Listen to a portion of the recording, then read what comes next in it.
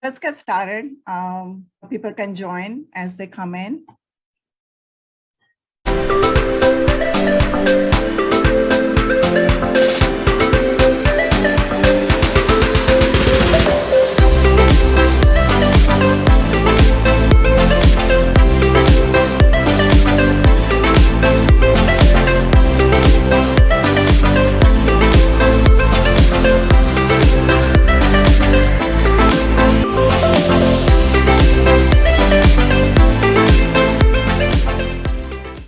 Good afternoon, everybody. Welcome to the webinar today. Thanks, everyone, for joining.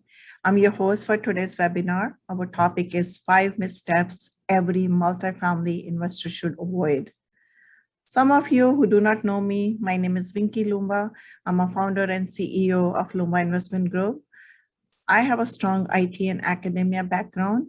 I have multiple years of corporate America and academia experience as a business leader and a professor at California State University. I've also done some commercial brokerage in my previous life. At current, I'm a commercial real estate investor and a syndicator. I host and facilitate educational webinars every other week on Fridays, and we try to bring some interesting topics on real estate, multifamily investing, and syndications. Before we get started, some of the housekeeping items. Please use the Q&A box for any questions instead of the chat box because questions tend to get lost in the chat box. We'll try to answer all the questions after the presentation. If we didn't get to your question for some odd reason, please send an email to winky@loombainvest.com and we'll provide you the answer in the email.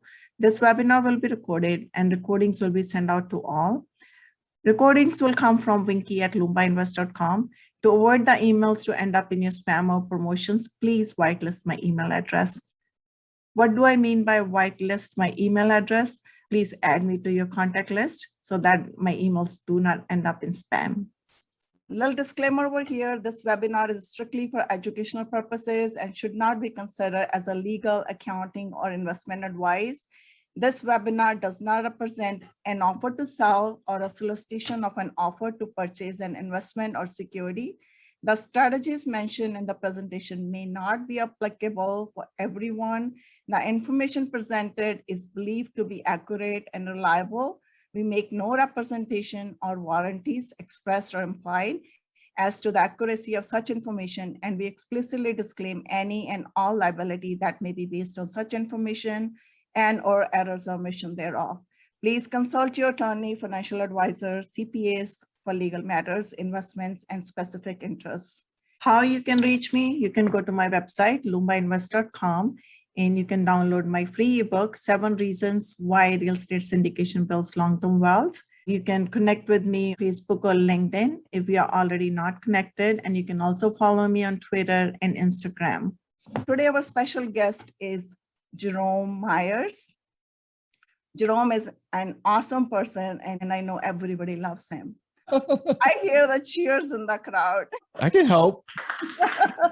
Yes, there you go. So a little bit about Jerome Meyer before we get started. Jerome Meyer is preeminent authority of dream realization, a believer that dreams can and should be real. Jerome left corporate America when he realized that his role offered financial gain, but little significance. He is the founder and head coach of Meyer Methods and has been featured in Business Insider, Black Enterprise, and numerous podcasts. After building a highly profitable division of Fortune 550 company, Jerome decided to leave the rat race to get away from what seemed to be the endless slew of layoffs. He has developed a system for exciting corporate America and creating a life of impact. Today, he and his company help other apex performers find their calling and live every day on purpose by harnessing the power of his model for centered life, what he calls the red pill. Jerome and his firms can guide any individual from a monotonous, uninspiring existence to the life of fulfillment and impact. Welcome, Jerome. Thank you for having me, Vinky. This is exciting. I've never done a Friday meetup, so this is going to be really interesting to see how this goes, but super glad to be here with you all this evening. This is my little talk, and it's about Missteps. I host a podcast called Multifamily Missteps, and we bring operators in from around the country and get them to talk about their mistakes. What I learned early on was everybody was going in and they were just bragging about how good they were. And I was fumbling. I was struggling. I was trying to figure things out. And I was like, I wonder if anybody else is having this experience. And what I found was that when you get people in a room off by themselves, they tell you about their mistakes. But if you're going out in public, nobody wants to talk about their mistakes. I guess it's bad for marketing. What I've learned as I've continued on the journey is that most passive investors want to know that you've actually had some struggle. They want to know that you've met adversity and you've overcome it. And so I think it's extremely important to talk about your wins and your losses, because one-sided conversations end up leaving people feeling like they can't be around or they shouldn't be around because you're perfect. So that's kind of the impetus for this. And what we're going to talk about today is, why I started speaking, because I think that piece is pretty important. Then we're going to talk about the 5 mistakes. I'll give you some free resources. We'll do some Q&A, and then we'll wrap up at the end. And Vinky read her disclaimer. I've got one too. Basically, I have no idea what I'm talking about, so don't go do anything based on what I say, and everybody will be good. So before May of 2019, I had no online photos. Well, there was one from when I was in college and we lost a football game and they caught me on the knee and looked like I just finished crying, and they were just picking at me a little bit. But outside of that, there was no real social media presence. I had an Instagram account, but it was tied to my logo. You couldn't find me anywhere. My website was just all about my brand. I didn't post my face. You couldn't really tell who the owner was. There was none of that there. In all natural regards, I was a ghost. And that was a problem, right? It was a bigger problem. I was operating in my own little world. I built a $20 million division for a Fortune 550. We had about 30% profit margins over the years that I was leading that group. I was employee number 2. We went to 175 employees in that first year. And, in the end, I ended up having to lay off folks, as Vinky alluded to when she was reading my bio. And I just realized that it wasn't going to get any better. But while I was there, I was getting paid pretty well. And so I was lending money privately to fix and flippers. And that gave me the opportunity to learn about rehabs. The following year, when I was doing some more layoffs, I decided that I was going to leave corporate America. And I dropped out. And so a lot of times when I introduce myself, I call myself a corporate America dropout. And it was at that point that I started doing the self-education.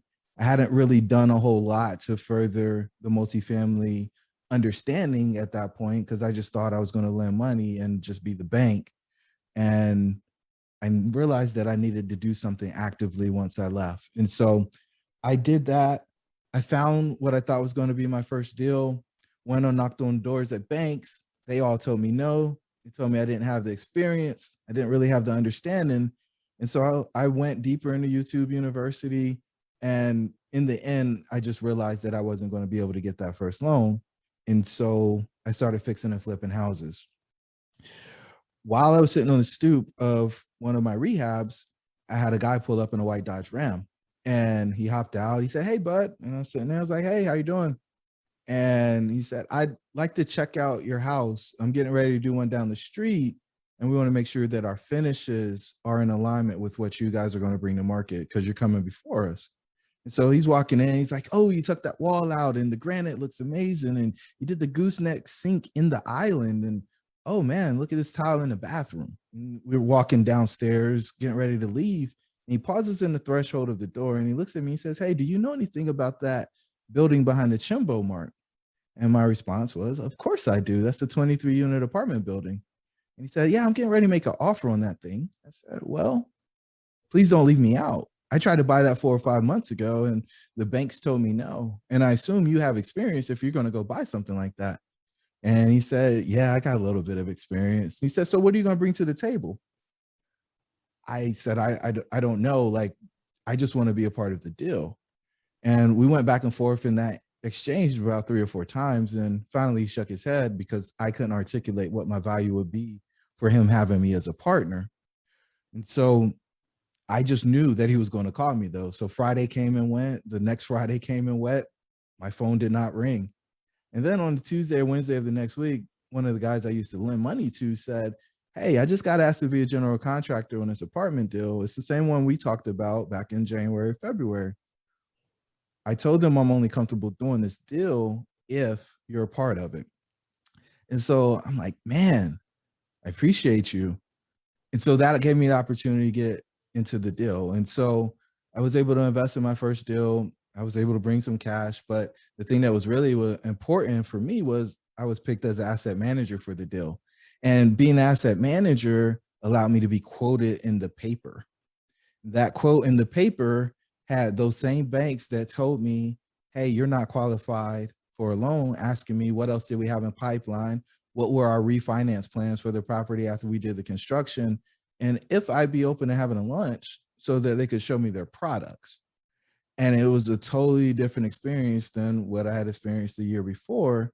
And I just share that with you so that that it might not happen for you, for all the aspiring investors out there immediately, but if you stick with it and you make relationships with the right people, I think there's a real opportunity for you to get into the space. And so we did that first deal, and then we did some more. And my buddy, who's been a KP on all of the deals that we wrote contracts for, said, "Hey, man, we're using the Myers methods to buy these deals." And I said, "What's the Myers methods?" And he said, "Think about it. We go through the same process every time. And so there's 4 F's: find, fund, fix, and flip. And we just roll through that. And flipping doesn't actually mean you flip it like a single family home. We feel like if we can refinance and get all of our money out, that's as good as flipping it because our returns go to infinity. So we've been going through that. We've repositioned a few deals, and we're getting pretty close to doing our final submission for our 120 unit development deal that we're doing here in Greensboro, North Carolina. And so we're pretty excited about the things that we've been able to do over the past few years. But I wasn't talking to anybody about the stuff that we were working on. And going back to there being a problem, you know, because I wasn't showing up, there wasn't much diversity in the space talking about multifamily. And so, if you see yourself on platforms such as podcasts or at conferences or even at meetups, that's amazing. But there's a lot of people who are out there and they don't ever see somebody who looks like them speaking. And so for me, I think it was extremely important for me to take on the role that Craig played for me. And that was, being a light, being a beacon of hope. And so who's Craig, Jerome? Craig was an executive at a company that I worked for when I first got out of college. We had 17,000 employees. He was the only African-American executive. And I would tell Craig on probably a monthly basis, "Hey, because you sit in the seat you in, I believe that I can go there too. And don't get frustrated. Don't give up. Don't leave. Don't quit. Like you are the example for so many people." But I wasn't being Craig. And so it's my desire to just share the message and say, it doesn't really matter what you look like. Anybody can do it. You just have to be willing to make the right sacrifices and have the people show up who are going to help bring you into the space. And unless you're just independently wealthy, you're going to have to meet some people that you don't know in order to be successful. So kudos to you for coming out on a Friday evening to learn more about multifamily investing and potentially meeting some new folks. And so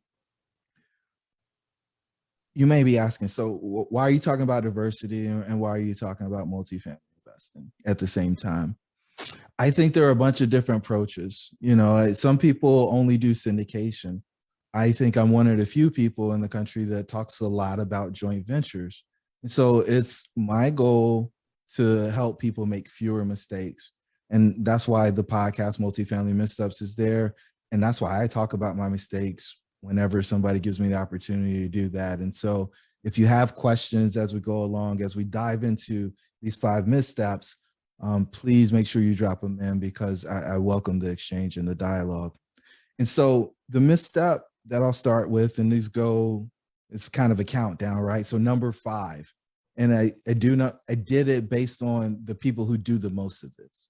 And so number 5 is for those folks who only self-educate. I was the guy who listened to 40 hours of content every week, right? That was podcasts, that was YouTube University. And I did that for a couple of years because I never wanted to be in a spot where I didn't know what I didn't know. And so we've got these 3 slices of the pie. You know, you don't know what you don't know, you know what you don't know, and you know what you know. And there's probably another one that's not included here, but I'll just leave that one out for today. And so if you're only listening to podcasts, reading books, watching YouTube, and showing up to the RIA, there is guaranteed to be a gap in your knowledge. Without a question, without a shadow of a doubt, there's going to be something that you think you understand and you don't actually get it. And I didn't really understand that until I got into the first deal. And I was like, oh my goodness, like I just listened to this guy on Old Capital talk about a project just like this. And we are having very different problems for the ones he told us to watch out for. And so why are you saying that there's a gap in the knowledge room?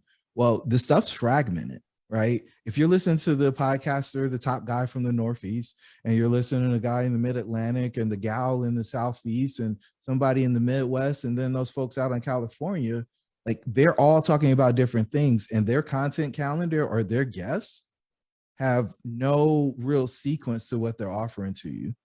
The books, they're great, but they're so high level and general that when you actually get into the deal, you're going to have some hurdles that you don't know what to do.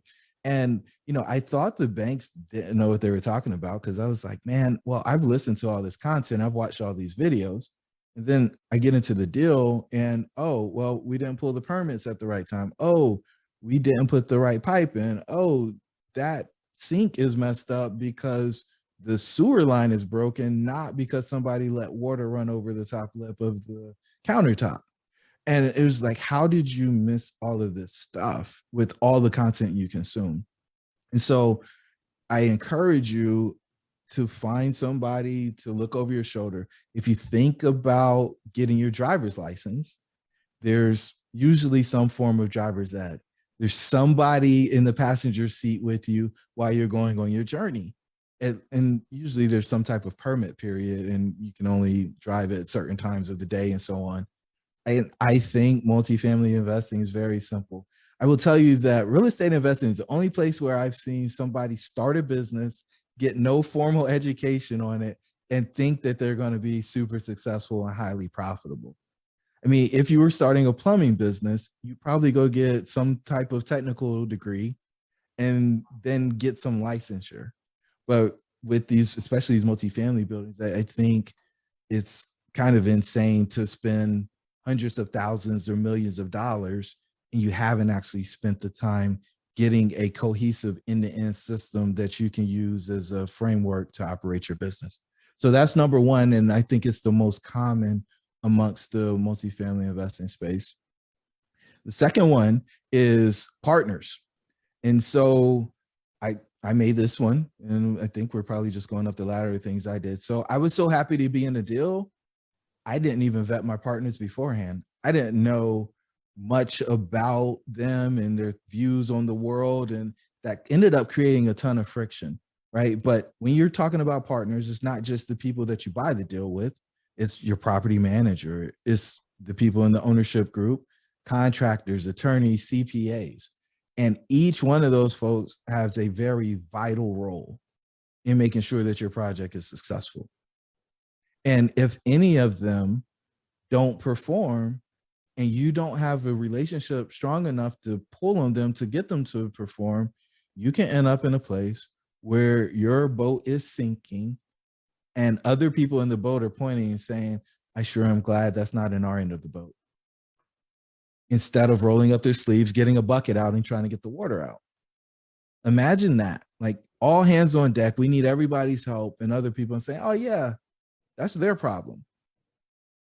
That I don't think that's the type of partner anybody wants, especially when you know that there is going to be something that goes wrong in your deal. I don't care how good of an operator you are, you can't pro forma or risk mitigate all of the issues that could potentially happen over the life cycle of the deal. And so when, not if, but when the things come up, do you have the right partners who are going to dive in and give the support necessary to make sure that you are able to successfully get your boat to the other shore, wherever that may be, right? There is no way out of this other than through once you get out to sea. The thing with especially the ownership group, but I mean, I guess you could spread it across all of them. What's the characteristics? How do they communicate? What type of skill sets do they have? What are their goals in investing? If somebody is a long-term buy and hold investor, they don't ever want to sell anything, and you're new and you need to flip a few deals to raise your investable capital, you probably shouldn't partner with each other, because you're going to have friction when it comes time to decide whether or not it's time to sell the deal. You may be ecstatic about a 10 IRR. They may be good with 6. So yeah, they're willing to put their money in, but they want that 6 to show up year after year after year. And you're just trying to get in and out. And so now you created a taxable event for them, and they're upset or frustrated with you if you're even able to get them to vote and go into the deal with you. Misstep number 3, undercapitalizing. And this one, you're absolutely likely to do on the first deal because it feels easy, right? I'm just going to get across the finish line. Or maybe I don't need to raise all of that because, it's just going to sit in the bank. I think the most common misstep associated with undercapitalization is funding the rehab out of cash flow. All we got to do is get in the deal and it'll pay for itself. It won't. It doesn't ever actually work that way. Somebody always ends up writing a check. And so knowing that, and then executing the business plan, executing your capital raise so that you're properly funded, puts you in the best place to be successful. I've never met a partner who likes a capital call. It's better to ask for more than you need, let it sit, and then return it once you can confirm that you won't ever need it, than to go back and ask for more. Liquidity after closing can be a challenge, especially if you're going to get a loan. I think most people understand, if they've been around the space long enough, that the bank's looking for at least 10% liquidity after you close. And so sometimes people try to finagle and move it around, saying, oh yeah, I don't really need any money after we close. And I don't think that could be any further from the truth. There's going to be some things that pop up, and not being able to weather those storms because you don't have any cash is going to put all of your financial future at risk, not just the deal. Closing without taking fees. If you're an active operator, a big part of your compensation is going to come from your acquisition fee. And so if you say, oh, well, we just won't take our fee on this deal, then you're not going to pay attention to the actual operations, because you've got to figure out how you're going to put food on the table. So you want to make sure, again, that you raise what you need to raise in order to make sure you can be compensated. And oh, by the way, all the work that you did to get into the deal needs to be compensated, because the people who come to the table later didn't contribute nearly as much from a time perspective. And so I think that money is well earned, especially if you're able to get a nice bump on the back end from forcing the value. No break-even analysis. This one is become more and more important. But if you, again, are the active operator, or even as a passive investor, you want to know what it's going to actually take for the property to kind of just float on through. Yeah, I think COVID has put us in a place where collections have been questionable. I know I've had properties that didn't collect what we thought they were going to. And if you don't know what you need to collect from a revenue standpoint in order to cover your bills or the expenses from the property, including the mortgage, then you could end up with some sleepless nights. You can see the revenue collect, and once you hit that number, whatever it may be, you can rest pretty easy. But what if people aren't paying between the 1st and the 5th? What if it's dragging out to the 15th or the 25th, and the mortgage is due, and you don't have any reserves because, well, you're funding your rehabs out of reserves, and then you end up in what I call the toilet bowl, and it's really yucky, and it can be hard to get out of. One of the things that is probably the most frustrating is an investor backing out. And they tend to wait till the last minute to do it. And you're trying to figure out how you're going to cover the gap. This is a contributor to why people undercapitalize, because they can't replace it. But I really encourage folks to overraise. And so early in the game, you probably need to raise 3 times as much money as you think you need to close. As you've got a track record and people are more predictable, you might be able to drop down to 2, but you want to jump that number up as high as you can, so that if people fall out, because they will, you have enough cash to actually execute your business plan. And the other thing that it does for everybody that's seen the emails talking about, hey, this deal's overfunded, is it allows you to say, hey, the deal's overfunded. You should have moved more quickly to make your deposit. And that creates urgency for your next deal, because fortunately or unfortunately, people like the fact that groups are running to a place. They believe that things are good. I know when I go to foreign countries and I'm trying to figure out where I'm going to eat, I look for the line, right? Because if there's a line of people, then more often than not, that food's pretty good, versus a place where nobody's trying to get in. And the last thing I see people do when they're undercapitalizing is they cut their splits. And so, hey, we're going to do a 70-30 split on this deal. And then they get to the end of the road and they're like, oh, well, we're going to drop it back to 90-10 or 85-15. And in that spot, they aren't going to, you're not going to make any money from the split, right? And so if you're investing alongside the other partners, you can get some money from that piece of the cash flow, but your sweat isn't actually being compensated in the way that you thought it would when you were going into the deal. And because of that, you're going to create another issue for yourself where you're not able to focus on running the deal. You're going to be trying to figure out how you're going to create additional income.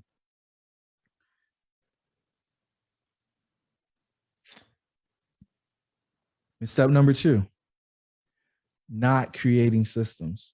And so once you get into the flow, you're going to have some tasks that are repetitive, right? You're going to be doing reporting on a monthly basis. Sure, your property manager may send you something, but that may not be sufficient for you to send to your other partners if you're the lead. And so what does that look like? And how can you put a system together to make sure that it's a repeatable process that is predictable and it doesn't take you the same amount of time as it does the first time you do it? Anytime that something can be automated, you don't save that time just one time, you save it every time you have to do it. And I can tell you that's a game changer, because you can reallocate that time to something else that's value added. An example could be market analysis, automating some of the deal flow. I know a lot of folks buy stuff on market. Right? They're not on brokers lists, so they have to call the brokers and ask, do you have any deals coming up, versus being on their early preview list so they know the deal's coming.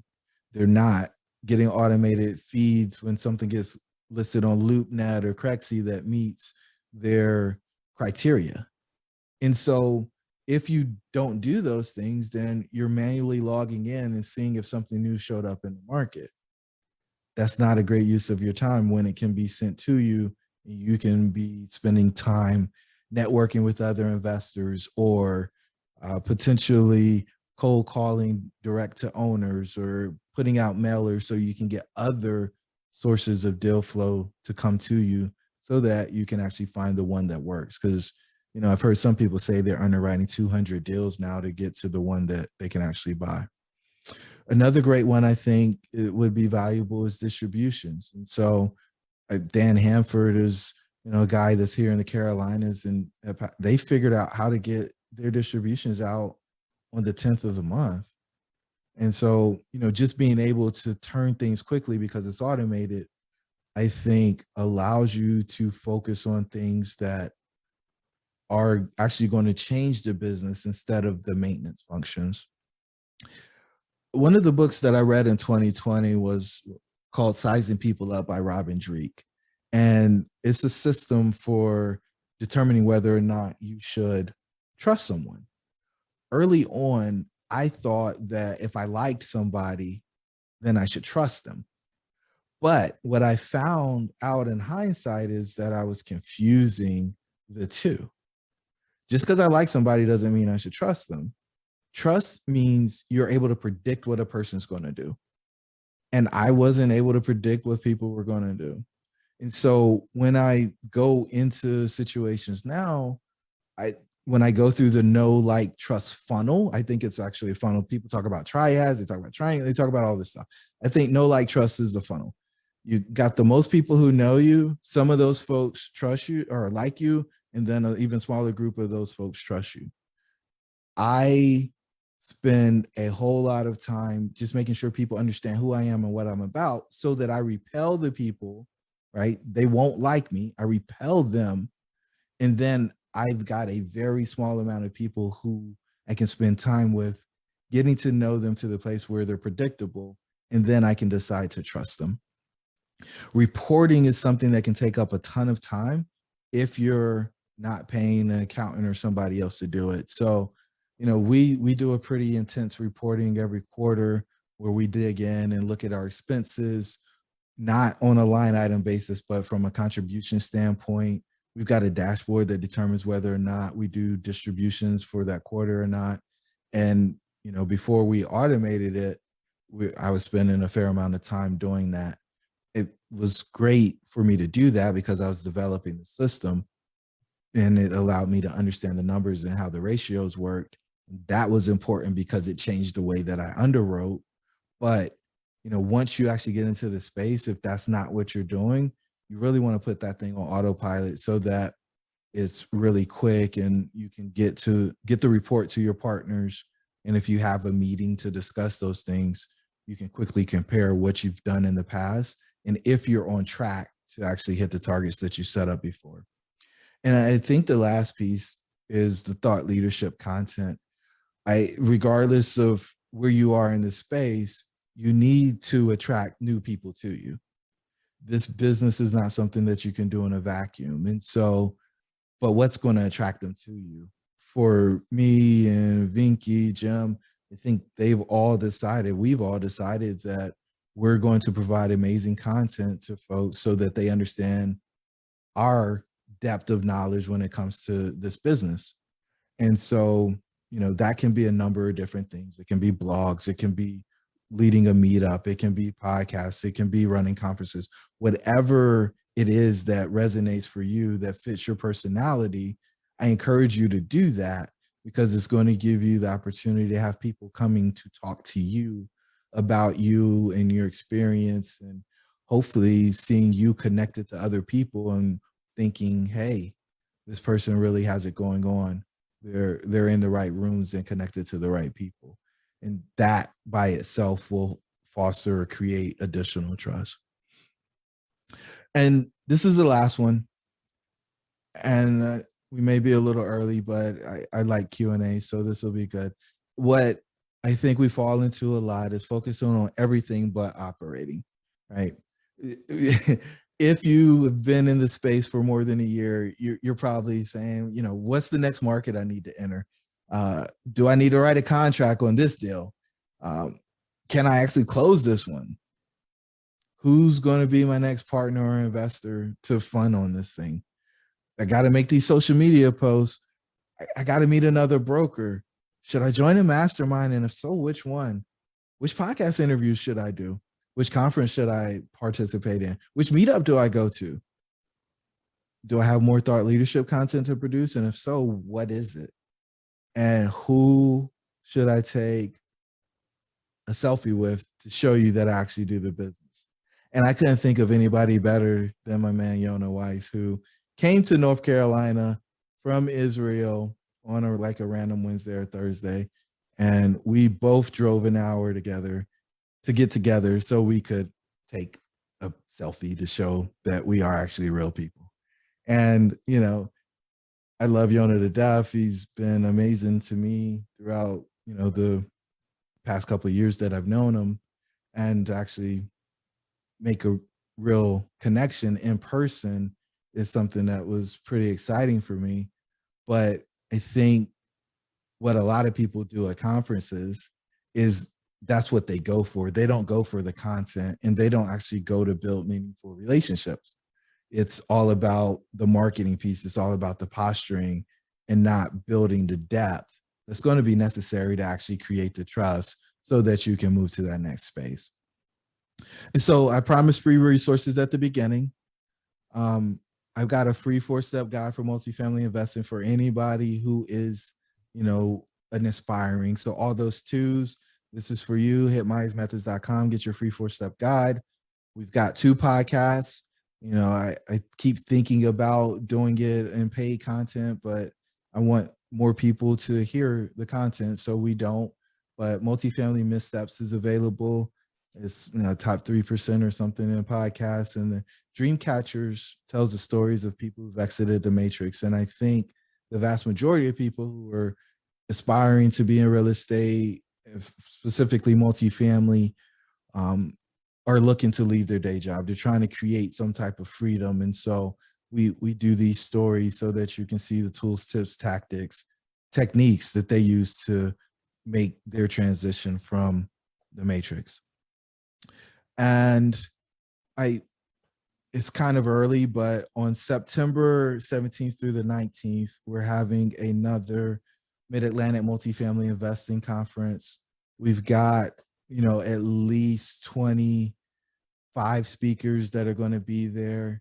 I think the one that we had back in March was amazing. I'm still getting positive feedback from that. And there is no pitch. It's literally people coming to genuinely share their stories so that you can be inspired, so that you can get some nuggets to help you along the way. Thank you, everybody, and I will see you in 2 weeks.